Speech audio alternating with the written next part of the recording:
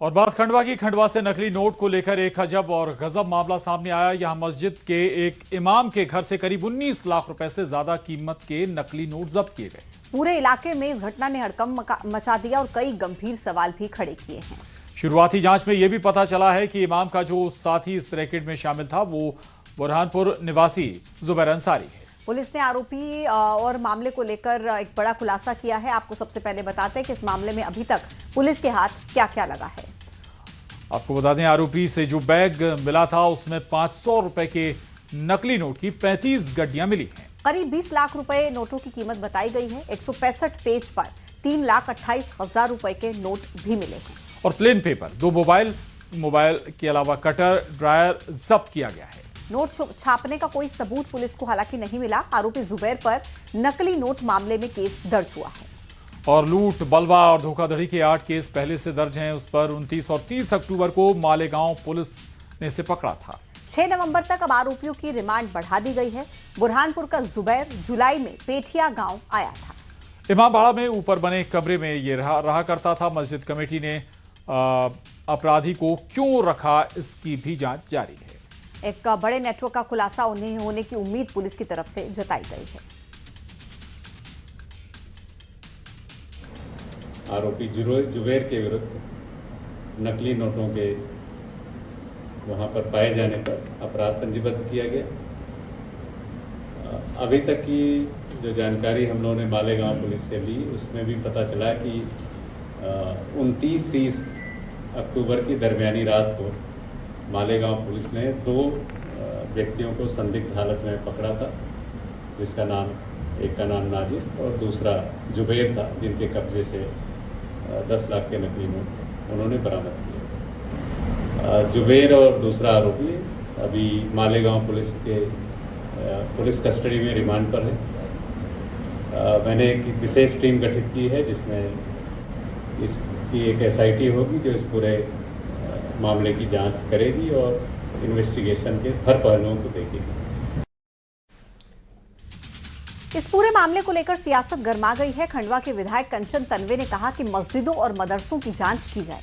उधर कैबिनेट मंत्री कैलाश विजयवर्गीय ने कहा कि बाहर के लोग आकर मदरसे में आकर काम कर रहे हैं, साथ ही अवैध गतिविधियां भी संचालित कर रहे हैं। ऐसे में मदरसे में पढ़ाने वाले लोग और बाकी सभी लोगों की जानकारी सरकार को हासिल करनी चाहिए। रामेश्वर शर्मा ने कहा कि हमें तो पहले से ही संदेह था। इस्लाम के बुद्धिजीवियों से निवेदन है कि वो मदरसे ठीक करें। उधर कांग्रेस ने बीजेपी पर निशाना साधा। कांग्रेस का दावा है कि केंद्र और राज्य में बीजेपी की सरकार है, तो फिर ये सब क्यों हो रहा है।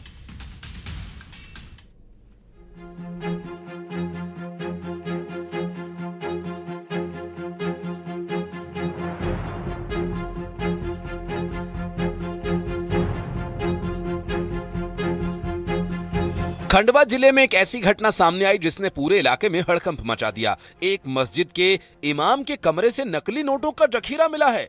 करीब 19,78,000 रुपए के ये नकली नोट। इतनी बड़ी मात्रा में नकली नोटों की बरामदगी ने सुरक्षा एजेंसीज को चौंका दिया। बीजेपी के विधायक कंचन तन्वे ने कहा कि मदरसे और मस्जिदों की जांच होनी चाहिए। जुबैर अंसारी करके है जो 19,78,000 के करीब जो नकली नोट बरामद किए गए हैं, तो मैंने सर से मिलकर उनको भी बताया कि जो हमारे मदरसे हैं, मस्जिदें हैं, उनकी जांच पड़ताल करें, क्योंकि ये नकली नोटों को बनाना मतलब हमारे देश को खोखला करने की ये चाल और साजिश है। मामले का खुलासा तब हुआ जब इमाम और उसके साथी को 2 दिन पहले महाराष्ट्र के मालेगांव पुलिस ने 10 लाख रुपए के नकली नोटों के साथ पकड़ा था। इसके बाद ग्रामीणों ने इमाम को पहचान कर पुलिस को खबर की। पुलिस ने खंडवा की मस्जिद के इमाम के कमरे की जांच की, जहां से 19,78,000 रुपए की कीमत के जाली नोट जब्त किए गए। आरोपी इमाम जुबैर अंसारी बुरहानपुर का निवासी है और उस पर लूट और चोरी के भी केसेस दर्ज हैं। मंत्री कैलाश विजयवर्गीय ने कहा कि मदरसे अवैध गतिविधियों का केंद्र बनते जा रहे हैं। पहले ऐसा नहीं था। कांग्रेस का कहना है कि राज्य और केंद्र में बीजेपी की ही तो सरकार है, फिर ऐसा क्यों हो रहा है, रोक क्यों नहीं लग पा रही। उधर रामेश्वर शर्मा ने सरकार से ऐसे ठिकानों को बंद किए जाने की मांग की है। बाहर के लोग आकर इस मदरसा में काम कर रहे हैं और न सिर्फ काम कर रहे हैं बल्कि अवैध गतिविधियां भी कर रहे हैं। मुझे लगता है कि जो मदरसा में पढ़ाने वाले लोग हैं उन सब की जानकारी सरकार को हासिल करना चाहिए। नकली नोट छप रहे हैं मदरसों में, नकली नोट छप रहे हैं बाजारों में, तो ये बीजेपी के नेता क्या मक्खी मार रहे हैं? ये किसके सामने प्रश्न उठा रहे हैं? सरकार 25 साल से 20 साल से इनकी है, 10 साल से इनकी केंद्र में सरकार है। इनकी गृह मंत्री को इस्तीफा दे देना चाहिए मुख्यमंत्री। और ऐसे मदरसों को बंद करना अब अति आवश्यक है। इसलिए इस्लामिक समझदार लोग या तो स्वयं होकर मदरसे बंद करें, अन्यथा सरकारों से भी हमारी प्रार्थना है कि मदरसों पर कड़ी नजर रखी जाए।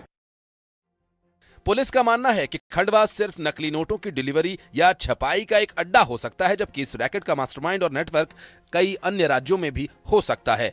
फिलहाल पुलिस हर एंगल से जांच कर रही है। खंडवा से अमित जायसवाल के साथ bureau report, news 18। Madhya Pradesh के पूर्व मुख्यमंत्री और कांग्रेस के नेता दिग्विजय सिंह अब उमर खालिद के समर्थन में उतर आए।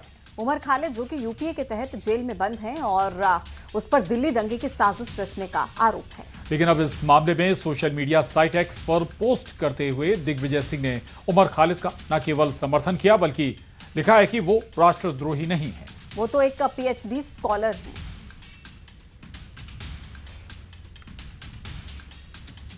तो इधर दिग्विजय सिंह के उमर खालिद के समर्थन में पोस्ट के बाद बीजेपी भड़क गई है।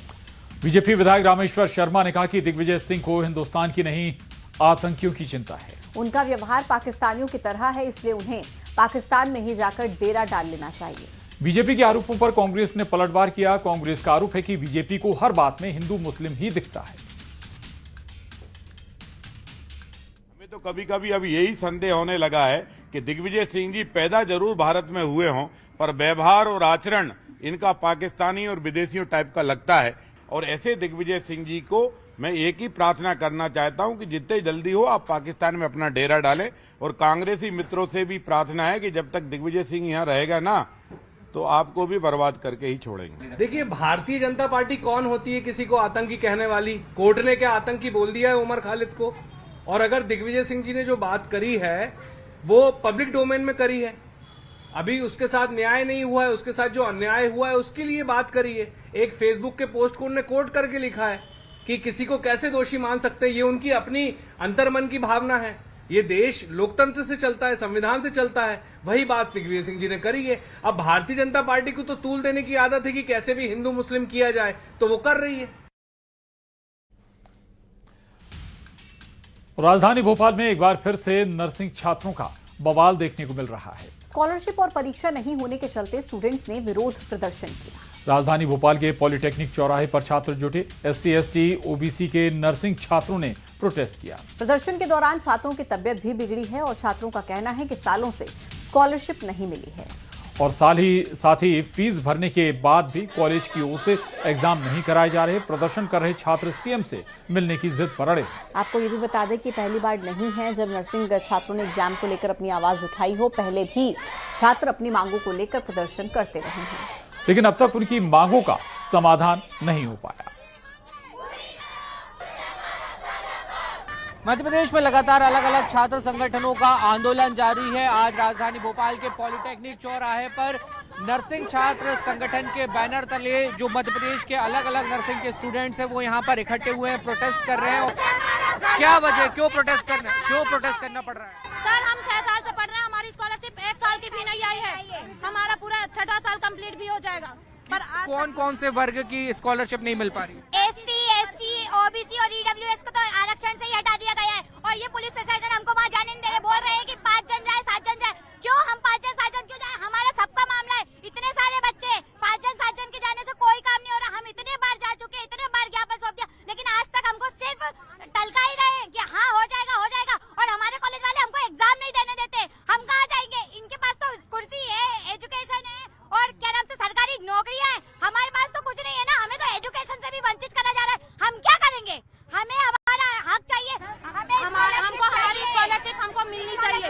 हमें 1 साल की भी स्कॉलरशिप नहीं मिली है। पूरे फर्स्ट ईयर हमारा 4th ईयर कंप्लीट हो गया है। अभी कैसे फिर आप लोग अभी कैसे पढ़ाई कर पा रहे हैं? सर मेरी बात सुनिए सर, मैं ये कहना चाहती हूँ कि 13 तारीख से एग्जाम है, एग्जाम फॉर्म फिल नहीं हुआ है, फॉर्म बिना फीस के भर ही नहीं रहे हैं। बोल रहे हैं कि पहले पूरी फीस भरो, इसके बाद आपका फॉर्म फिल होगा, अन्यथा आपका फॉर्म फिल नहीं करेंगे। और स्कॉलर बात करते हैं इंदौर की, जहां देश का सबसे स्वच्छ शहर में चूहों का आतंक देखने को मिला है। एमवाय अस्पताल और एयरपोर्ट के बाद अब चूहों ने इंदौर के सबसे पुराने शास्त्रीय ब्रिज को अपना निशाना बनाया है। ब्रिज के नीचे चूहों के बिल होने की वजह से ब्रिज का एक हिस्सा धंस गया है। गनीमत ये रही कि जहां ब्रिज का हिस्सा धंसा वहां वाहनों की आवाजाही कम थी, नहीं तो यहां पर बड़ा हादसा भी हो सकता था। अब नगर निगम की तरफ से इस ब्रिज की मरम्मत कराई जाएगी। नगर निगम के MIC सदस्य राजेंद्र राठौर के मुताबिक GSITS के स्पेशलिस्ट के जरिए इसकी जांच कराई जाएगी। मौजूद हैं वो पूरा हिस्सा अंदर से खोखला हो गया था, जिसके वजह से ये सड़क का एक हिस्सा जहां इस वक्त हम मौजूद हैं, जहां इस वक्त हम खड़े हैं, ये वही हिस्सा है जो पूरी तरीके से धंस गया था। तस्वीर दिखा रहे हैं, इस वक्त यहाँ पर मरम्मत का काम चल रहा है। इलेक्ट्रॉनिक आइटम है, खाने की चीजें, सबको कतर कर देते हैं चूहे। बड़े बड़े चूहे, बहुत बड़े चूहे, बड़े चूहे, बड़े तो चूहों के बड़े बड़े बिल नजर आ रहे हैं और इस पूरे ब्रिज में चूहों ने बड़े बड़े बिल बना रखे हैं। ठीक पास की जो तस्वीर हम दिखा रहे हैं, यहाँ पर कई सारी दुकानें हैं। दुकानदार भी चूहों की वजह से काफ़ी ज़्यादा परेशान है। अधिकारियों का कहना है कि आसपास में दुकानें भी हैं, लोग यहाँ पर खाने पीने के सामान छोड़ के चले जाते हैं, जिसके वजह से चूहों की संख्या बढ़ गई और इन्हीं चूहों ने ब्रिज को नीचे से खोखला कर दिया, जिसकी वजह से ये सड़क धंस गई। अब लाखों रुपए खर्च किए जाएंगे, मरम्मत का काम शुरू हो चुका है।